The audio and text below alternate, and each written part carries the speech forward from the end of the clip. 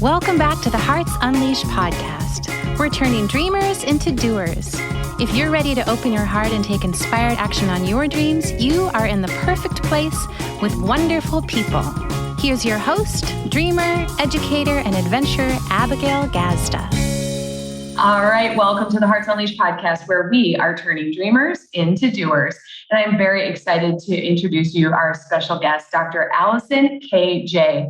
Dr. Allison's mission is perfectly in alignment with the Hearts Unleashed podcast and mission and message, because she is out here to support the next higher evolution of the whole collective to create change for the health of this planet and those who are ready to unleash every part of the magic within them. And I absolutely love that. And I'm so excited to have her here with us. She specializes in a focus on the chakra system and brings a unique perspective that facilitates massive change. So she's going to talk all about the chakras with us today. And I'm really excited for you to hear about that, because she has secrets that no one else uses and can really disrupt old paradigms within our systems, within the collective, to really upgrade and inspire. She is an experienced subtle energies practitioner and natural healer with holistic approach towards helping others thrive in body, mind, and spirit. She is also an award-winning #1 international best-selling author and the founder of the Vibrational Upgrade System, which she is going to tell us all about today. So Dr. K, thank you so much for being here today.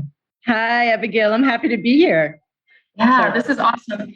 I love who you are and what you're up to in the world, and would love for you to share that with us. We're going to talk a little bit about the chakras, but how did you get started in this realm? It's more been the case. It has more been the case as Allison J.K. My middle initial is J. My last name is K.A.Y. And I give my middle initial because there's an Allison K on Amazon that doesn't write about what I write about. So I have 4 books on Amazon. 3 of the 4 are #1 international bestsellers, and you need the middle initial J. Yes, very important. We've got this sorted now. So I guess, Abigail and listeners, hi. Welcome. I'm glad to be here with you all. And I guess that I've always been this way. And so like when I was a kid walking through the woods with my older brother after school, he'd be in front of me jumping on the tree limbs and that were already broken or dead and break them more.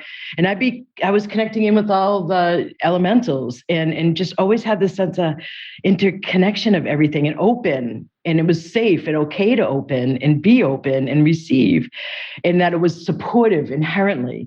And then as a teen, I learned nobody told me to do this. Nobody suggested it. I don't even know why I started, but my guidance was like, start a journal. And so what I realized once I became a meditator in my early 20s was I was learning how to connect in with my higher self and bring that voice through.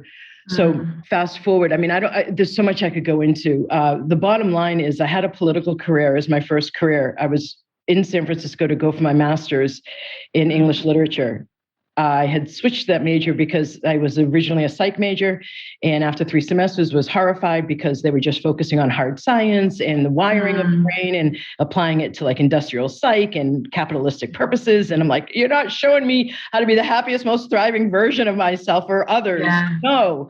So then I went into a couple of other majors that taught me about, like, I remember being riveted in my social thought, political economy major, and then also the mass marketing one, where I learned about the conditioning that we receive from advertising on TV.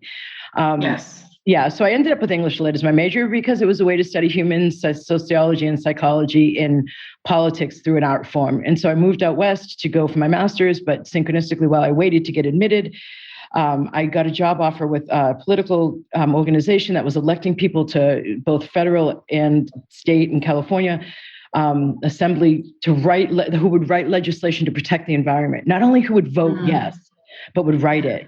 So I was really hitting my stride, super stoked about what I was doing, and went up the chain, became a manager pretty instantly, and they threw me on really intense campaigns the more success I had. So I had to learn how to handle that. And so I was walking through a bookstore and a book on meditation basically dropped in front of my feet. And so I started, and I had already been like going to the San Francisco Chinatown, which I think is the best one in the country. in reading the I Ching. I had bought a book on I Ching. I was visiting there regularly. I had taken yogas in my first semester in college. So I was already open. And I was doing Native American medicine wheel ceremony. So I had been following the holistic, mystical path ever since launching out of the psych major. Alongside this political career. So here I was learning to meditate. And the season ended, the political season ended. I helped get the first Latina woman elected to the California State Assembly. I was really stoked about that. She saved the last bit of green space in LA Basin. So, mission accomplished, fist bump. So I went overseas for about 6 months backpacking and having loads of fun. And that wasn't my first time overseas. And so then I came back with my master's in public administration, got out with that. As I was graduating, got my first energy medicine modality, had been teaching meditation locally to adults in the community whilst completing my master's. And so when I got out, that feeling when doors aren't opening easily and it's almost like there's a block. Yeah. Well, it's interesting you say exactly that at the moment, because as I was listening, I was thinking, sounds like you've been in a lot of alignment for most of your life. And I was curious if there was ever a time that you weren't in alignment with it. So you spoke right into that. So could continue. Oh, it's funny. I was almost going to offer that. Like there were a few times in like my more partying version of myself in my early 20s or late teens when I didn't. Like, and I mean, less than a handful of times. And I saw the chaos it created. And so I learned, you got to live in this alignment that you seem to clearly have a voice that you have to follow. Yes. So that voice took me ultimately outside of my master's. The doors were closing. I was like, okay, hold on. I need to reevaluate. And what I got was, it's not ready for change. Fossil fuel was still so much a part of the market. People weren't ready to shift into alternative sources. This is the late 90s. And so I was like, okay, so if I'm going to affect change, how best to do it now? Because I had already gone through the question of, do you go inside the system or outside the system to affect change? My master's in public administration and environmental policy. Now I was asking, okay, so how do I affect change? And what I got was one conscious at a time. So I relied on my bachelor's, went into the classroom and taught English Lit. And then alongside that was like teaching meditation with a colleague of mine to boys who had been diagnosed with ADD and ADHD, was also running energy medicine sessions in holistic health and wellness alongside my classroom gig. And so 2.5 years into that, on a Saturday morning, I was at my kitchen table balancing my checkbook, pre-digital banking, and was not pleased. And I had already, like I said, traveled overseas, had a sense of adventure, had a sense of just the natural abundance and joy and thriving of life that we're meant to have when we're in a body. And so I felt like I was looking at a cage I could possibly have chosen to be in for decades of my life. And I had a master's degree, and I was like, I only wanted a basic car, basic housing, organic produce. Yes, it was expensive still then, more than it is now, and a weekly massage, because I consider that preventative health 201. And I still couldn't make ends meet easily. And so I wasn't pleased with that. Correspondingly, I had my hands over one of my earliest clients, and we were both really stoked about the results. So I was in like session 3 of a package of 10, and I looked up whilst my hands were over her room, and I was like, okay, how do I get even more robust results? So that took me to find out at synchronicity through a colleague about the international school system. I did what I had to do, went to the place where heads from all over the world came in, and candidates like myself came in from all over the world, got interviewed, got job offers, and chose Asia. So I moved to Asia for 10 years and ran the energy medicine sessions alongside my classroom teaching and then administration career, and to local Chinese as well as expats, and did a volume of research about how energy flows and how consciousness works, and became a yoga teacher, trained in India, became a Qigong teacher, and ultimately got trained in 5 different energy medicine modalities. So 10th year, I get my PhD as a holistic life coach. I'm writing my first book, What If There's Nothing Wrong? That came out of my dissertation. And I came back into the States, dropped my classroom teaching profession, took this energy medicine and work in consciousness and play in consciousness full time. And I've been doing it ever since, with the understanding that, and this is a realization I had when I was writing my What If There's Nothing Wrong book, the first one that started as my dissertation, after being immersed within Asia for 10 years. And I mean immersed. I was one of the expat teachers who lived downtown immersed. I didn't choose a teacher-provided housing. So I was doing the Home and Gardens TV show, International Living, where they go house hunting around the world, House Hunters International. Yeah. I was doing that before it was even a thing, a show. using their stipend. Yeah, my stipend is part of my contract to find housing there. So I realized, like, man, if people in the West only understood that there was only knew enough to value consciousness and subtle energy and what happens in the invisible, but then also understood how it works, we would have so much more thriving. As you say, we would unleash so much more thriving rather than the suffering that seems to still be a part of living in the West. And I am not saying it's ideal in the East whatsoever. All I'm saying is this felt like a missing chunk. So that's been my mission. So how's that? Beautiful, beautiful. And I was thinking about your gift, your brilliance, what you know. First off, thank you for sharing all of that, like the education and the culture. There's a beautiful mixture here. And I would love for you to kind of share with us, we were talking before we hit record about the chakra system and how, well, maybe from your personal perspective too, is what you've noticed in living authentic, because it sounds like you've known yourself for much longer than many of us. A lot of us have grown up in a lot of conditioning, and we're not very aware of ourselves. We're more present to, what people told us or how people taught us. And so I think there's that, the word that wants to come through right now is like a hankering, but like a, it's something from within that's really urging itself out and nearly pushing itself out, but can't seem to break through the barriers of our energetic blocks. And so I would love for you to share your insight on that and how we can live more unleashed and begin thriving in more authentic ways. Well, that's a really different question than talking about the chakra system. Okay, go wherever you're inspired. Well, I think what you're asking is really helpful right now. So where I'm going to go with this, Abigail, is in 2011. So I had been back for like a year or so, and I had the worst culture shock coming back to my home culture. I mean, it was rabid and intense for about a year and a half. Like I remember working on one client's toes. I was balancing the central nervous system at the start of recession, and she used the phrase figuring it out. And I was on my knees down at her toes and her feet around these rock salt foot lamps I have.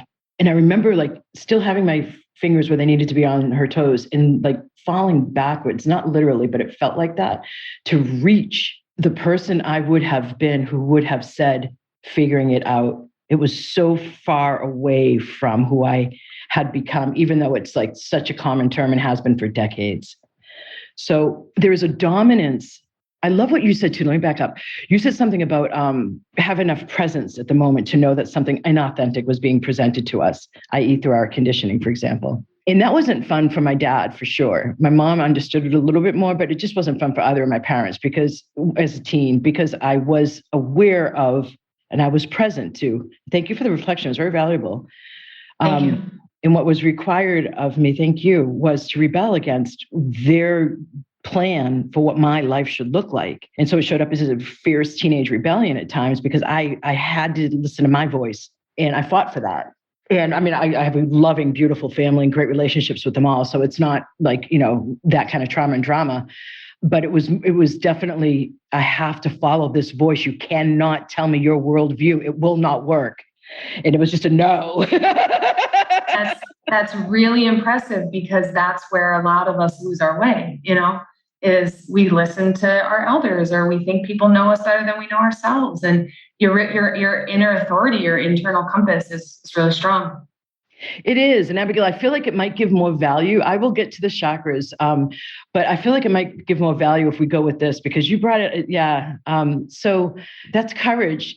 I know I've been told I have cojones of steel. I remember one time, just briefly, a story. My first weekend in Taiwan, I was there earlier than most of the other expats because I wanted to get grounded in the culture. I didn't want to be, professionally presenting to students what they had to learn when I was ungrounded. So I traveled my first weekend there, and I had been learning some Chinese to be able to speak it, but was basically matching like characters to maps in my Lonely Planet guidebook, at the train stations. And thankfully enough people in Taiwan had English that they could help me. So I went to Alishan, and I loved it because it's also partially like Allison, Alishan. Shan means mountain there. My name, actually, I got given Allison JK. Ker Ai Li is what I got given for a Chinese name, which means love and light. So I went to Alishan, this mountain resort area, not really resort, like Buddhist temples are there, and combination Buddhist and Taoist typically are the temples there in Taiwan. And so I wanted to get cedar, cedar, because I wanted to be able to cleanse my new place as part of the sage cedar sweetgrass blend that the Native Americans use that I had been using. And they had translated it falsely in the botanical name. It was actually cypress. So mission failed, but it was still a great venture. And when I came back, my colleagues, when they found out that that's what I did my first weekend, were flabbergasted. You traveled alone? And I hadn't thought twice about it, And so by other people reacting to my choices has really been a window for me to understand myself better of I am not normal in the level of courage. And I think that when I do the vibrational upgrade clearing statement, and when I teach my people to do to become vibrational upgrade practitioners, and they're running a clearing statement on their people, their clients, I list imprints from parents and lineage. So from ages 0 to 2, we don't separate from our parents. We think, feel what they do. At 2, that's why the Temple 2 start, we say no, because we're starting to individuate. From 2 to 8, we're sitting there with a relative. What I understand now is that through our cellular memory, past lives proliferate as we form as a fetus, an embryo into a fetus. So that's how that stuff, and then I access that through the chakra column. I'll talk about that in a minute. But I'm clearing out imprints that happened from ages 2 to 8 and from 0 to 2 from our parents' view of the world that we inherited and didn't even recognize that it's their view of the world. But we're also at ages 2 to 8. How does this work? Okay, so if my older brother is getting all of this attention from my dad because he knows so much information, and I want all of that love, cool stuff he's getting, if I'm like him, I get all this information, then I can get that yummy feeling that I want. And yes, I'm talking about myself. I'm using a personal example. And so we'll have a conclusion unconsciously of, if I do this, then I get love. But what that can lead to in a person later is, if they're not conscious with it, because it is an unconscious conclusion, then they could be totally information dependent, and then it becomes a block. It becomes in excess. So they could be immobilized from taking action because they just need to do more research, for example. Like they're presented with a choice they know is going to rock their world and change their life for the better, and they're paralyzed in research instead of taking action. More information, more information. Does that sound familiar, listeners? We have a good culture. This is so juicy. I'm just listening and loving, and you keep flowing and going, because this is very educational. This is very self-educational, that if the listener were to be receiving what you're saying and look for themselves where those things happened, or where they looked for that validation information, and then their identity formulated around it, you're nailing it. And it's beautiful, because it's so, you're creating so much awareness, so much availability for awareness. Excellent, Abigail. Glad to hear that. Yeah. Mission beautiful. Yeah, right. So then into the shift of how would you're talking about the vibrational upgrade. We can go that direction. And so you're looking at all this with somebody, and then how do you perform an upgrade, or how can we go for that? Okay. So I just want to complete that. There is stuff like, when you first learn about the law of attraction and you want to manifest, and you hear those really groovy or fun or like inspiring. Oh yeah. Like you can get there. And then when you start applying it, maybe after the first 2 months or so, you're like, this isn't working. And you make that conclusion and you're like, oh God, this stuff doesn't really work. Many people go there. Yeah. So I have a lot of my people who come to me and who work with me at the higher levels. When I say higher levels, I enter a program. They don't just do one-off events. Or they buy products from the store, and then they start working with me directly. They say to me, Allison, you taught me the how. So I learned that stuff. I learned that there was another possibility, but you've taught me the how. So Vibration Upgrade does that, because you can't approach the law of attraction and manifesting from your head. You have to have your energy body aligned. You have to have clearing of the ego mind, and ego is attached there because ego talks about personality level, self. Yes. Not just mind, it's ego mind. That's the Buddhist term for what we're working on when we meditate and what we're observing when we meditate. So in that slew of the clearing, what I'm also clearing out is the karma, like I talked about, that can get in through the cellular memory, past lives, in through the cellular memory, and that can include contracts, oaths, vows you've taken in past lives. Like some people have the vows of poverty when they were a monk in a religious order.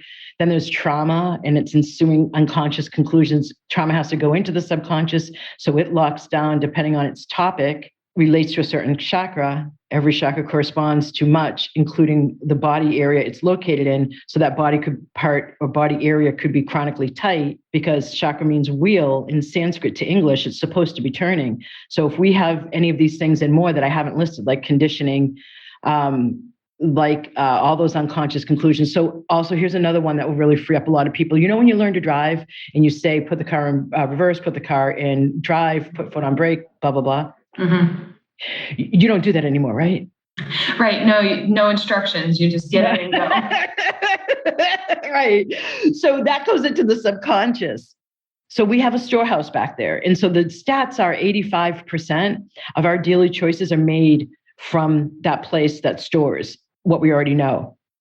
And I think it's up to 95%, by the way, with the tens of thousands of people at this point I've worked with, it's higher than that.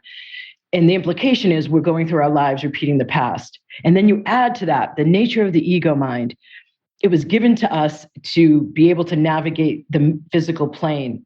And this is now going into Western Psych, which I ended up teaching, by the way, in the classroom AP Psych later on, interestingly enough, after having a decade and a half of meditation. So it was a really cool revisit.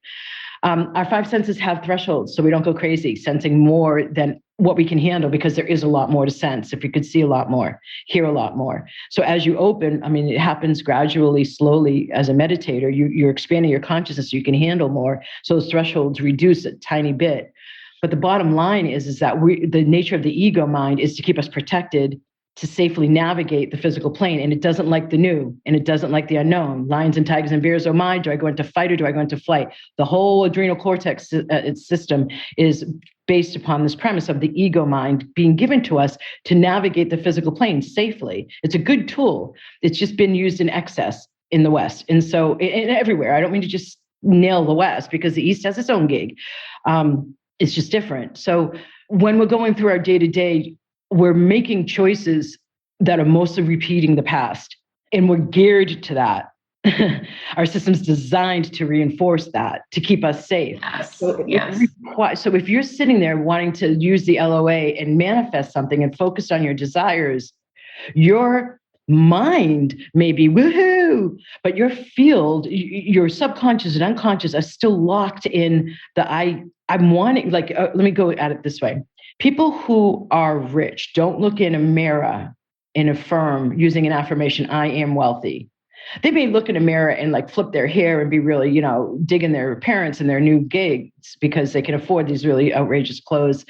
I call them outrageous, nice designer clothes that might be $1,000 per top. Yeah. So, and God bless you if you're doing that, whatever, everybody's choosing what they're choosing. So the point being is that affirmations don't work. And you don't use an affirmation if you already have the thing that you're affirming you have.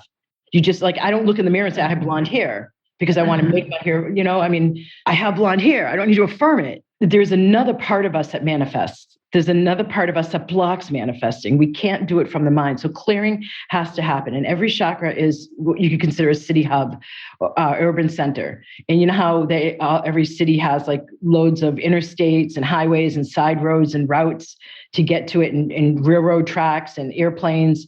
So you could consider every chakra, the 7 main ones that we'll just focus on for now today. And one's at the top of the head called the crown, one's in between the eyebrows, one's at the throat, one's at the heart, one's at the solar plexus, one's at the sacral, one's at the root.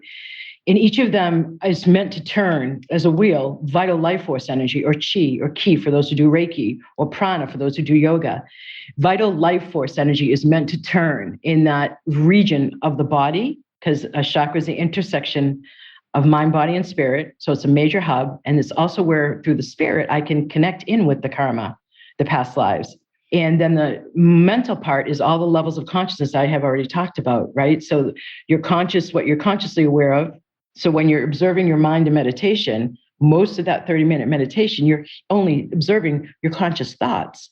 So you can't know what you concluded as a child about what it will take for you to have success, or what it takes for you to earn love, or why you're feeling worthy about one thing and not worthy about another thing. You can't know, like when you are wanting to get over the bad boy as a woman pattern, and you walk into a party, unless you've done work to open up to what else is possible and clear your subconscious and your unconscious, you're going to be gravitating via law of attraction to the same that you've always known. So your peripheral vision isn't going to catch the sensitive kind guy in the corner. So we have to open up our consciousness with these kinds of clearings that I do to be able to access new choices being available, and sense that we can make those choices. Otherwise, it stays like forcing it from the head. I want to manifest this new thing, but the rest of your body is saying no. And that's what the universe is hearing. It's hearing the no. So if a chakra is an intersection of mind, body, and spirit, when I go in and clear it, every chakra has an area of life or a right to. And so the root has the right to be here. The sacral chakra is about the right to feel what you feel. The third chakra is your right to desire what you desire. So there's just some examples. So it depends on the blockage. Like if I had a father who was abusive and mean to my mother, that would have left an imprint to me that this is how relationships are from male to female. So that might manifest in, I need to go for a mean guy, right? So that would affect your root chakra. It would affect your fifth chakra, and it would affect your third chakra. So when I start peeling the onion, and the blockage that had been in that relevant chakra gets cleared, it releases more vital life force energy. So now the chakra can turn a little bit more, and it can spread a little more vital life force energy into your mind, your body, and spirit around that. I have the right to be here, for example. You end up being more grounded. You end up letting yourself be more present and choose things that are going to help you with your money. Because if you're here and you're present in the physical plane, you're not up in your head only or favoring your head, as we're taught to so much here. Because the intellect, we get that Ivy League degree, we then get that great job, we then get the 2,500 at least square foot house with the amount of kids, with the kinds of cars. And look at me, you can point to my success. This is me with my intellect, with my head, showing my success. And so I'm all about, like, your real power is in the invisible. And so you can't blame somebody else. I mean, 10% of life's randomness in this karma. I don't believe that there's people who go, what did I do wrong to make this show up in my field? What am I thinking wrong? It's not like that all the time. There is some randomness. Take it easy on yourself. You're in karma. But if we have over like 90-ish% of the control over what we're putting out there, if the physical follows matter, which quantum physics has proven, traditional Chinese medicine has a tenet where qi goes, blood follows. Matter is getting created by our projections from our consciousness. Our power is within. So we can change anything. How's that for a start? It's perfect for a start. And you were saying it's perfect for so many reasons, is what I want, like that I can't just start listing all. But sure. Yeah. You said two really important things that stuck out to me. And one was, as you were sharing about each chakra, and you were talking about the right of each chakra, and when you're working with someone, and I was listening to the way that you would be clearing those and healing those, and talking about all that subconscious storage and clearing that out. And we do a lot of that conversation here in the Hearts and Lunch podcast around emotional intelligence and subconscious reprogramming. But the way that you were saying it, I was so present to, you are quite literally opening up the realm of possibility for people. Okay, right? So let me take over, Abigail, 1 second, and we'll come back to your second thing. Will you remember? Surely. Yeah. Okay. So bringing in my Qigong background, what I understand then, this is so great that you just said that, is when the chakras are turning open with more and more cleared, and so they're turning more and more, then they eventually, you know how the chakra images have lotus petals around them? Yeah. Okay, so these are actually meant to be a vortex that projects out energy. So if your system is vital and strong with the vital life force energy, not blocked, but able to flow through it, then you have each chakra actually being able to emanate out as the vortex it is, that energy. And so then that creates your overall field. And the more vital life force you have flowing throughout your system, and the more open your chakras are, then the more robust your field is, i.e. including resilience and resistance, i.e. immunity. But that field then connects in with the greater field of the Tao, T-A-O. Yes. My understanding of that, and I wrote about that in my second book, at the end of my second book, Vibrational Upgrade, A Conspiracy for Your Bliss. I'm talking to a yoga guru who came from India, opened up Kripalu, the first yoga center in America, lives down here. I went to him and asked him, hey, what's the effect of me running a gajillion energy medicine sessions back to back, day in and day out? And I came to ask him, ultimately I came to understand from asking him, hey, Gurudev, if prana or life force or chi is the way it is it like another way to say love force? He said, yeah. I said, is it another way to say soul force? He said, yeah. And so that matched with my understanding of everything. The core of existence is that unconditional love. And the divine wants that for us. And so it's in the field with the trees, it's in the rocks, this chi. And so there's this greater field that I now, with my third book, Reasonable Dragons, how to activate the field of possibilities where logical magic is the new norm. And I am bringing in the logic so that it's not just magic. And so you understand how it works. There are mechanisms, like I said in the very beginning, it's my mission. There's a science to how subtle energy works. So when we have these chakras open and emanating, because we've worked on our subconscious and our unconscious conclusions, like life is meant to be hard. And so, it's not tucked in the subconscious. We also just have these unconscious conclusions. So people nowadays are now, thankfully, talking about it more, calling them unconscious biases. So when that stuff's cleared out and there's more energy flowing out of our chakras, emanating out, and our field is stronger, it then has more ability to connect in with the greater field of unlimited possibilities. Yes. And so it's easier to manifest.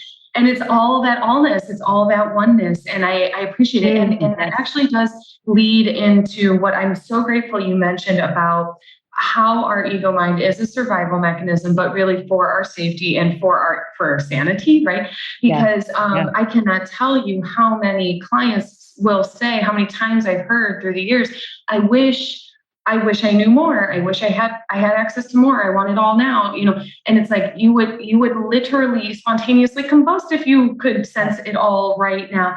And you're only ever downloading as much as you have the capacity for, or that is pertinent for where you are on your journey and your path. And I think there's a lot of just like the way that you said it, I really wanted to bring it back because a lot of people are wishing for more when in fact that it's perfect for now, and they'll be given the next bread. I always call them breadcrumbs, but the next breadcrumb at the next moment at the perfect time. And particularly, I'm thinking of my own journey. As I've been a yes to spirit taking over my life, as I've been a yes to the surrender of my ego's desires or expectations to what spirit has in store for me, I can hear so much more. And sometimes I don't know what to do with all that I'm hearing, right? Like it is a little bit overwhelming, especially if you are an energetic yes, and now you're clearing yourself emotionally and you volunteer for this and you surrender to it. It's a little like, that's also something to navigate. And so it's really beautiful. And I'm grateful that you dropped that in there because a lot of people,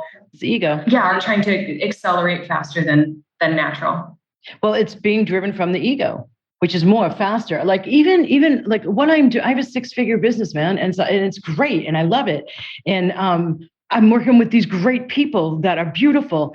And yet like the sense out there, I've been really aware of this year. The sense out there is like, I'm supposed to want more. I'm supposed to want to explode my YouTube channel. I'm supposed to want to build this huge following. I'm supposed to want to have 800,000 followers attending an event. I'm supposed to give the numbers of how many people are attending my events.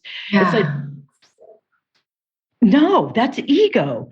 I am like setting these people up who are leaders to go out in their community and have more light and then more it's just all so much of it's ego. And so is that impatience.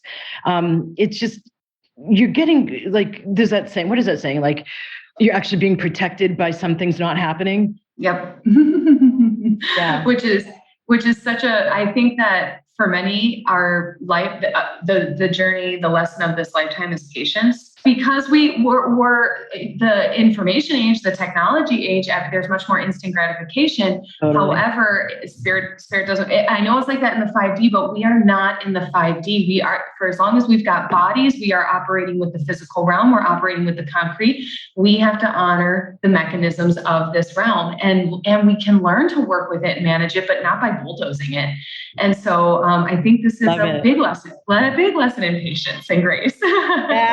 Yeah, it is. It's really interesting. And I love how you just said what you just said and what you just said. It's because I know that I can talk really quickly. And it's not because, I've lived all over the world. I've taught, I have to speak I'm a public speaker. I have to speak a certain speed so people understand me and they pass their tests. But so it's not because I originally come from the Northeast. That's long decades past. It's that when I am higher and when I'm hitting a breakthrough, I talk so much quicker and everything speeds up. So I feel like as the 5D comes in and we connect, it's not that as it comes in, as we connect with it more and bring it into the 3D, there's a speed there that I think we can perceive. For those of us really on the front edge, I don't mean those of us just starting with the law of attraction and learning how to discipline your impatience. I don't mean that level of impatience nor the instant gratification generated impatience. But Abigail, you brought up such a great point because I know in this 20-year window from 2012 to 2032, we're in a massive rebalancing. And the first 10 years has been about cleansing. I'm not going to comment on COVID, but I was talking about the cleansing that ultimately COVID was a part of since 2011. Why I'm saying that is we're like in a turning point now in the second half of what's considered humanity's greatest evolutionary leap. And I feel like we're in a turning point with the recognition more and more of the impacts of social media and the impacts of instant gratification and learning how, instead of like going, woohoo, look at all that's available, learning how to now come into balance more with the physical and the internet. And I love that you just said that because it's in total trust in everything that's happening. And that if a different choice is needed to redirect the route, we'll also get that different choice brought to us. Not trust where we don't do anything, we're passive, but we change gears or change direction, change course as needed. And I love that you just said that because for so many reasons, yes, impatience does seem, and I have people who work with me and they're like for 2 years and they're getting results that I got like in my 5th year of like doing this work. And I'm like, I got the vibrational upgrade coming through me because I asked, how do I get even more robust results for my clients? And here it is, right? And so they're moving really quickly. And even at like year 2, I'm thinking like, my God, man, and I say out of my mouth frequently, like, people would go to ashrams for decades to get to this point. And you're in year 3 of working with me. So the amount of impatience for life done in a more 3D, non-awakened state, to apply it over to like, we don't go into our gardens and yell at our seedlings to grow. We don't stomp the ground around them saying, would you hurry up and grow? So the spirit and this kind of path has that same kind of organic inherent nature to it. They don't translate.